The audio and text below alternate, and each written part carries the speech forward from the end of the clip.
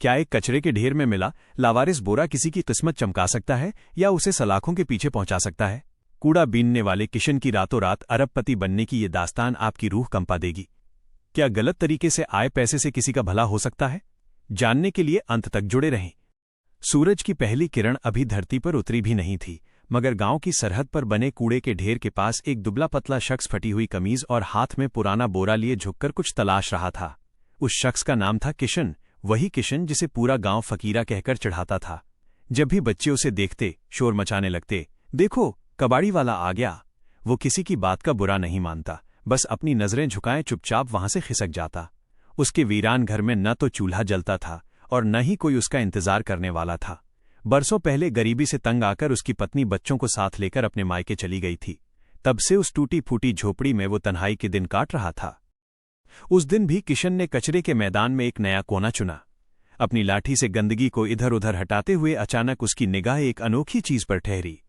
एक बोरा जो बिल्कुल साफ और लगभग नया सा था, जिस पर न तो कीचड़ था और न ही कोई दाग। उसके मुंह पर मोटी रस्सी की गांठें बहुत मजबूती से कसी हुई थीं। इसे यहां कौन छोड़ गया होगा? किशन ने अपने आप से सवाल किया। मगर जब उसने उसे उठाने की कोशिश की तो बोरे का भारीपन उसे चौंका गया, जैसे उसके अंदर कोई ठोस सामान हो। उसे लगा शायद किसी ने पुराने कपड़े भरकर फेंके होंगे। आसपास नजर घुमाकर उसने तसल्ली की कि कोई उसे देख तो नहीं रहा। फिर धीरे धीरे बोरे को घसीटकर धुएं की धुंध के पीछे ले गया। उसने कांपते हाथों से रस्सी की गांठ खोली। बोरे का मुंह खुलते ही किशन की सांसें जैसे थम गईं। अंदर प्लास्टिक की परतों में लिपटी नोटों की गड्डियां सजी हुई थीं। उसने एक पैकेट खोला तो 500 के कड़कड़ाते नए नोटों को देखकर उसकी आंखें फटी की फटी रह गईं। वो वहीं जमीन पर घुटनों के बल बैठ गया और उन नोटों को छूकर महसूस करने लगा। क्या ये हकीकत है या कोई सपना? उसने खुद को झकझोरा। उसके हाथ पांव कांपने लगे थे। उसने डरते डरते चारों ओर देखा कि कहीं कोई साया उसका पीछा तो नहीं कर रहा। कुछ लम्हों बाद उसने लंबी सांस ली और एक बड़ा फैसला किया। उसने बोरा फिर से बांधा, उसे अपनी पीठ पर लादा और तेजी से अपनी झोपड़ी की तरफ चल दिया। रास्ते में होने वाली हर मामूली आहट उसे किसी खतरे की तरह महसूस हो रही थी। कुत्तों का भौंकना या राहगीरों की आवाजें उसे डरा रही थीं। घर पहुंचते ही उसने सबसे पहले दरवाजा भीतर से बंद किया और उस बोरे को एक कोने में ले जाकर चटाई के नीचे छिपा दिया। किशन का दिल इस कदर धड़क रहा था मानो सीने को चीर कर बाहर आ जाएगा।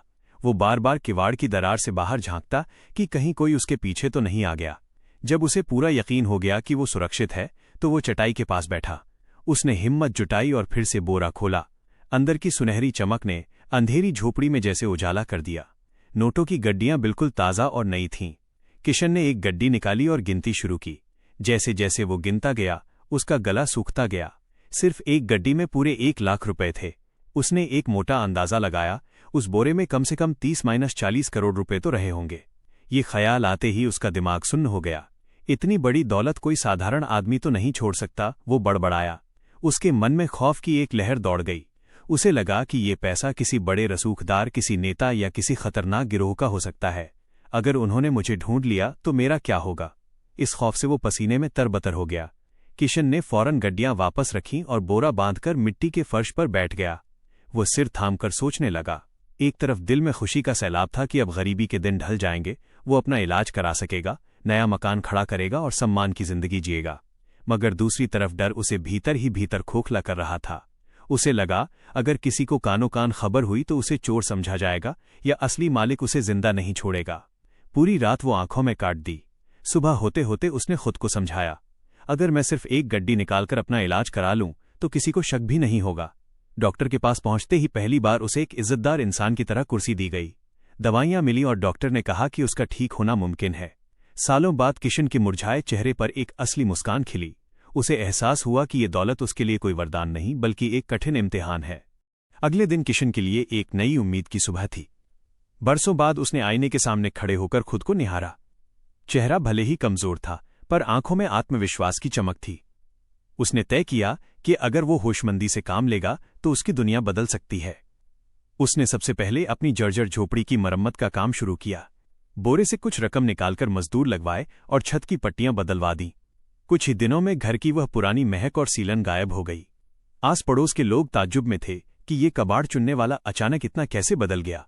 कुछ हफ्तों के बाद उसने अगला बड़ा कदम उठाया। गांव की मुख्य सड़क पर एक छोटी सी किराने की दुकान खोली। शुरुआत में उसने सिर्फ दाल, चावल और नमक जैसी जरूरत की चीजें रखी।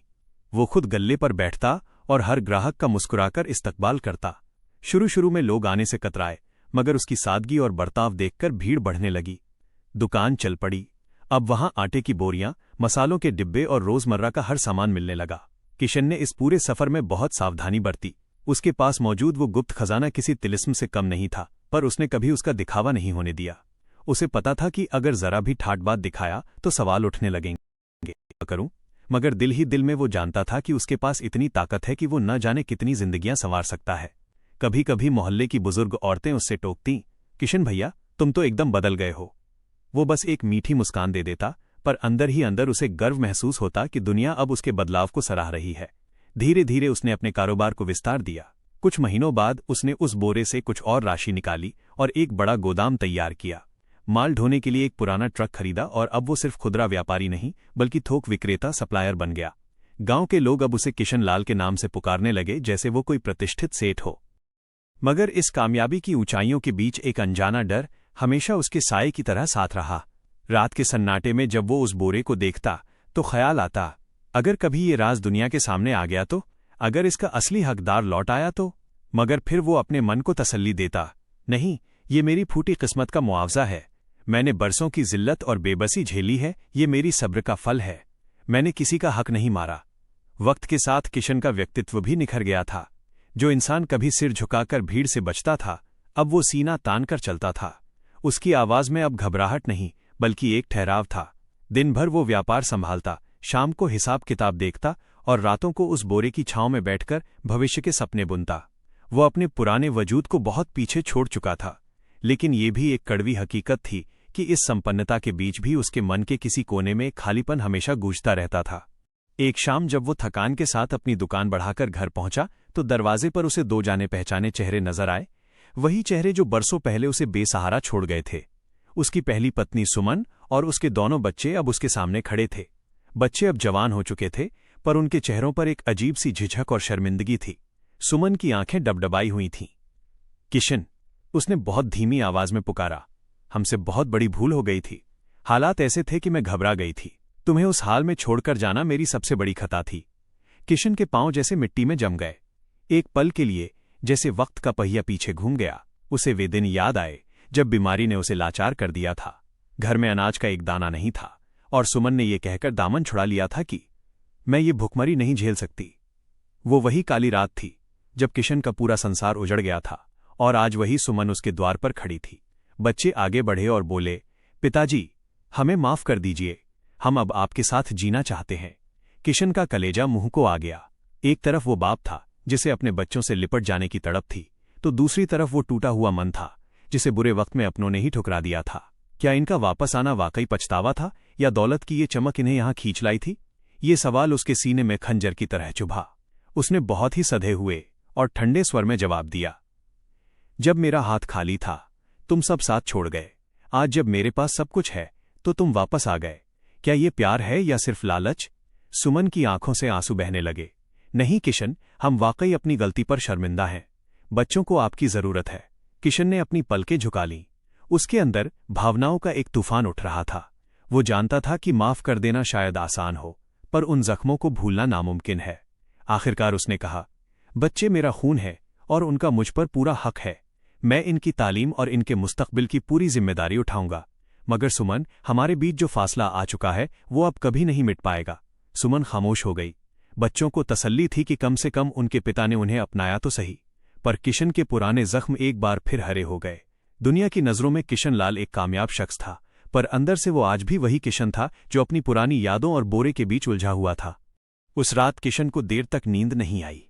वो उस बोरे के पास जाके बैठ गया जैसे वो उसका कोई पुराना राजदार दोस्त हो।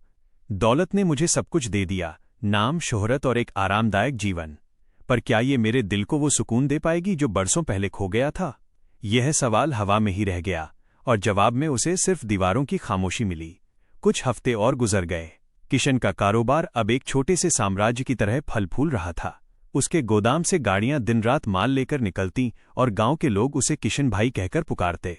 बाहर सब कुछ सामान्य था, मगर एक अनजाना बोझ हर रात उसके सीने को दबाता था। वो उस बोरे को देखता और खुद को बहलाता, शायद किसी लुटेरे ने इसे यहां फेंका होगा, या शायद खुदा ने मुझ पर रहम किया। मगर किस्मत ने अभी उसकी और परीक्षा लेनी थी। एक रोज वो अपने आंगन में चाय पी रहा था। घर के अंदर टीवी पर समाचार चल रहे थे। आमतौर पर वो राजनीति की खबरों पर ध्यान नहीं देता था, मगर अचानक न्यूज एंकर की आवाज ऊंची हुई। ब्रेकिंग न्यूज, शहर के नामी विधायक के घर बड़ी डकैती। किशन का दिल जैसे धक से रह गया।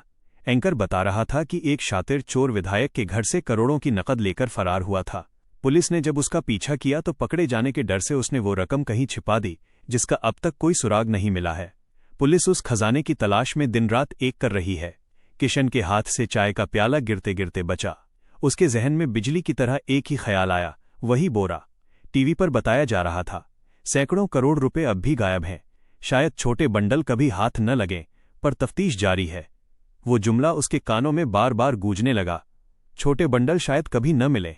इसका मतलब था कि उसका वो बोरा अब भी उसकी मिल्कियत रह सकता है। मगर इसी के साथ एक सर्द लहर उसके जिस्म में दौड़ गई। अगर कल को किसी ने टोह ले लिया तो? अगर पुलिस मेरे किवाड़ पर आ खड़ी हुई तो? उस पूरी रात उसने करवटें बदलते हुए काटी। अगली सुबह दुकान पर भी उसका मन नहीं लग रहा था। ग्राहक अपनी बात कहते और वो खोया खोया सा जवाब देता। उसके दिमाग में सिर्फ यही गणित चल रहा था, अगर सब कुछ दफन रहा तो मैं बच जाऊंगा, वरना सब कुछ राख हो जाएगा। शाम को घर लौटकर उसने फिर से वो बोरा खोला। नोटों की चमक वैसी ही थी, पर अब वो चमक उसे डरावनी लगने लगी थी।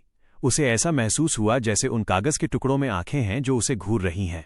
किशन ने गड्डियां वापस समेटी और खुद से वादा किया, ये पैसा मुझे आबाद भी कर सकता है और बर्बाद भी।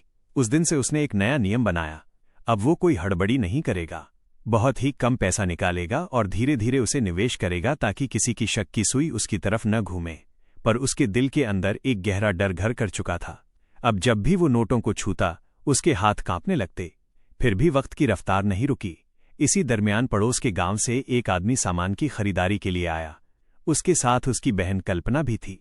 कल्पना एक सादगी पसंद महिला थी जिसने 2 साल पहले अपने शौहर को एक लंबी बीमारी में खो दिया था और अब अपने भाई के साथ मेहनत मजदूरी कर रही थी।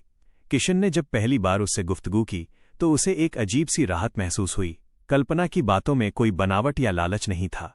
वो किशन को एक रईस सेठ के तौर पर नहीं, बल्कि एक नेक इंसान की तरह देख रही थी। धीरे धीरे वो दुकान पर अक्सर आने लगी, कभी अपने भाई के साथ तो कभी अकेले। उसकी बातों में एक ऐसी सौम्यता थी जो किशन की दिन भर की दिमागी उलझनों को शांत कर देती। एक दिन कल्पना ने मुस्कुराकर कहा, किशन जी, आप वाकई बहुत हिम्मती हैं। पूरा इलाका आपकी मेहनत की मिसाल देता है। किशन उस पल सिर्फ एक हल्की मुस्कान दे सका, पर उसके अंदर एक नया एहसास जागा। उसे समझ आया कि पैसा भले ही सुरक्षा दे दे, पर किसी का निस्वार्थ साथ ही जिंदगी को असल मायने देता है। जब कल्पना ने उसे इज्जतदार इंसान कहा तो किशन के भीतर जमी बर्फ पिघल गई। बरसों बाद किसी ने उसे सम्मान भरी निगाहों से देखा था। उनके बीच धीरे धीरे एक रूहानी रिश्ता जुड़ने लगा। कल्पना सिर्फ एक हमसफर नहीं थी, वो उसकी खामोशी को भी पढ़ लेती थी। जब उसे किशन के बीते हुए कल का पता चला तो उसने सहानुभूति नहीं दिखाई, बल्कि उसकी आंखों में आंखें डालकर कहा, जो गुजर गया उसे वक्त की आजमाइश मानकर भूल जाना ही बेहतर है। अब मंजिल आगे है। इन बातों ने किशन के दिल में एक नई उम्मीद की शमा रोशन कर दी।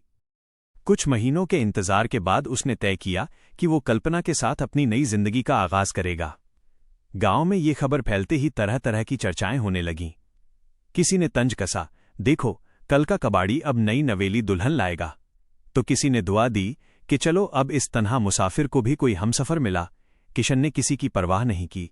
वो जानता था कि ये शादी सिर्फ एक रिश्ता नहीं, बल्कि खुद को एक और मौका देने की कोशिश है। निकाह बहुत ही सादगी के साथ हुआ। न कोई शोर शराबा, न कोई दिखावटी दावतें, बस चंद करीबी लोग और 2 रूहों का मिलन। कल्पना के आने से किशन के घर की दीवारों में जैसे जान आ गई। जब वो दुकान से थककर लौटता तो कल्पना के मुस्कुराते चेहरे को देखकर उसकी सारी थकान काफूर हो जाती। वो मुस्कान किसी भी दौलत से कहीं ज्यादा कीमती थी। इन छोटी छोटी खुशियों ने किशन को वो सुकून दिया जो करोड़ों रुपयों से भरा बोरा भी नहीं दे सका था। फिर भी जब काली रात गहराती और कल्पना गहरी नींद में होती, किशन का मन भटककर उसी बोरे के पास चला जाता। वो बोरा उसे पूरी तरह से बेफिक्र नहीं होने देता था। हर बार उन नोटों को देखकर उसे याद आता कि ये दौलत पाक नहीं है। वो अक्सर सोचता, अगर ये पैसा किसी बड़े पाप या जुर्म से आया है तो मैं इससे रूह का सुकून कैसे पा सकता हूं। यही बेचैनी उसे एक बड़े और नेक फैसले की तरफ ले गई। किशन ने पक्का इरादा कर लिया, अब ये पैसा सिर्फ मेरी सुख सुविधाओं के लिए नहीं खर्चेगा, ये दूसरों के आंसू पोंछने के काम आएगा। उसे आज भी वो दिन याद थे जब गरीबी के कारण उसे दर दर की ठोकरें खानी पड़ती थीं। वो लोगों के ताने और तिरस्कार अब भी उसके जहन में नक्श थे। और फिर एक सुबह उसने एक नई राह पकड़ी। गांव की पुरानी इबादतगाह, मस्जिद की छत बारिश में रिसती थी। नमाजियों को अक्सर छाते लेकर अंदर जाना पड़ता था। किशन ने खामोशी से वहां गुप्त दान देना शुरू किया। जब पर्याप्त राशि जमा हो गई तो उसने खुद जिम्मेदारी उठाई। गांव में एक बार फिर चर्चा छिड़ गई, किशन के पास इतना पैसा कहां से आया। कुछ ने शक किया कि शायद उसने कोई खजाना ढूंढ लिया है या लॉटरी जीती है। मगर जैसे जैसे उस इबादतगाह की तामीर मुकम्मल होती गई, किशन की नीयत पर उठने वाले सवाल भी खत्म होते गए। लोगों ने देखा कि वो नाम के लिए नहीं बल्कि खिदमत खल्क के लिए ये सब कर रहा है। धीरे धीरे सारा गांव उसे किशन मियां के नाम से सम्मान देने लगा। जिस शख्स को कभी समाज ने कूड़े के ढेर जैसा समझा था, आज वही समाज का सबसे बड़ा मददगार बन गया था। किशन ने इसके बाद एक और बड़ा फैसला किया। उसने इस बार दौलत को नहीं बल्कि समाज के भविष्य को संवारने का जिम्मा लिया। उसने ऐलान किया, मैं गांव में एक शानदार स्कूल बनवाऊंगा जहां हर गरीब बच्चे को मुफ्त शिक्षा दी जाएगी। पहले तो लोगों को लगा कि ये सिर्फ एक जज्बाती बात है, पर जब स्कूल की पहली ईंट रखी गई तो गांव वालों की आंखें भर आईं। किशन अब सिर्फ एक अमीर व्यापारी नहीं था, वो गांव का मसीहा बन चुका था। कल्पना ने भी उसका हर कदम पर साथ दिया। कई पढ़े लिखे युवा मामूली तनख्वाह पर वहां पढ़ाने के लिए तैयार हो गए, की सलामती की दुआएं मांगते थे। किशन ने अपनी मेहनत और व्यापार को इतना फैला लिया कि अब वो सच में एक बहुत बड़ा और जायज दौलतमंद आदमी बन गया था। अब उसे उस पुराने बोरे की जरूरत ही नहीं रही। उसका व्यापार अब अरबों का हो चुका था, लेकिन इसके बावजूद वो हमेशा ऊपरवाले का शुक्रगुजार रहता और बेसहारा लोगों की मदद के लिए हाथ आगे रखता। उसने अपनी पहली पत्नी और बच्चों के लिए लंदन में एक आलीशान हवेली और एक बड़ा होटल खरीद कर दे दिया ताकि वे भी अपनी जिंदगी आराम से बसर कर सकें। उसकी पहली पत्नी भी अब अपने बच्चों के साथ वहां सुकून से रहने लगी। अगर किशन की ये कहानी आपको भी इस सोच में डालती है कि ईमानदारी, प्रायश्चित और इंसानियत के बीच का संघर्ष क्या होता है, तो एक लाइक जरूर करें। हमें कमेंट सेक्शन में बताइए कि अगर आप किशन की जगह होते तो उस बोरे का क्या करते। क्या गलत रास्ते से आए पैसे से की गई भलाई को खुदा कबूल करता है? आपकी राय हमारे लिए बहुत अहम है। और हाँ, ऐसी ही रूह को छू लेने वाली कहानियां सुनने के लिए हमारे चैनल फील इट स्टोरीज को सब्सक्राइब करना न भूलें और नोटिफिकेशन ऑन कर लें